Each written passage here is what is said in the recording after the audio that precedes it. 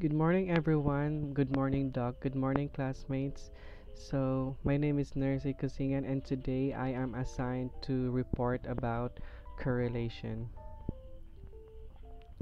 Correlational research.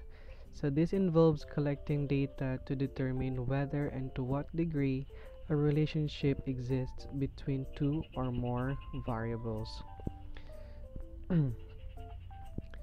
When we talk about correlation, this established relationship between two variables. On the last week, we've tackled about um, the null hypothesis and the alternative hypothesis. In the null hypothesis, there is a no significant difference between the variable 1 and the variable 2. Then, in the alternative, there is a significant difference between variable 1 and variable 2. Here comes along the correlation. This established relationship between two or more variables. There is an interaction with each other, and this used to investigate the direction and the magnitude of relationships between variables. This is designed to study the changes in one characteristic or phenomenon which corresponds to the changes in one another. There are two aspects of correlation. We have direction and the magnitude. First, we'll go to direction, which have the positive correlation, the negative correlation, and the zero correlation. In the positive correlation, this indicates that there are positive relationship between the two variables. As one variable increases, the other variables also increases. For example, if there is an increase of money, the level of happiness will also increases.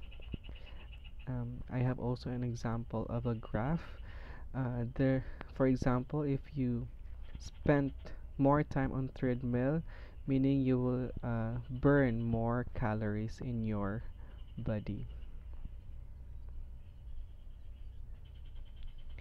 Next is we go to the negative correlation.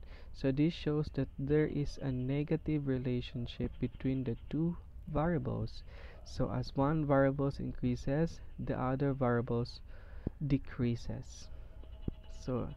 We have an example. If you always skip class, there will be a chances that you will get a least score or grades in your schooling. There we have also a graph shows here an example of if you have more amount of garlic, there will be a less number of vampires that comes to your house. Next is we have the zero correlation. There is no relationship between the two variables. Wala talaga silang relationship. A changes in one variable does not lead to any changes in other variables. For example, an increase in height does not lead to any changes in intelligence of a person. Wala pang relationship sila. We have a plot here that shows that there is a zero relationship between the two variables. Let's move on to the other aspects, which is the magnitude, that how strongly related the variables are. We have the strong correlation, weak correlation, and no correlation. We have an example that shows the strong correlation, the weak correlation, and the no correlation at all. Reminders, correlational research does not deal with cause and effect relationship or causational.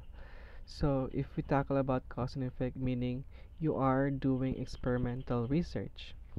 Correlational research None of the variables under the study are manipulated or changed. So, wala talagang changes na minamanipulate natin. So, variables are just measured. The association or relationship um, between these variables are observed and examined. So, thank you so much.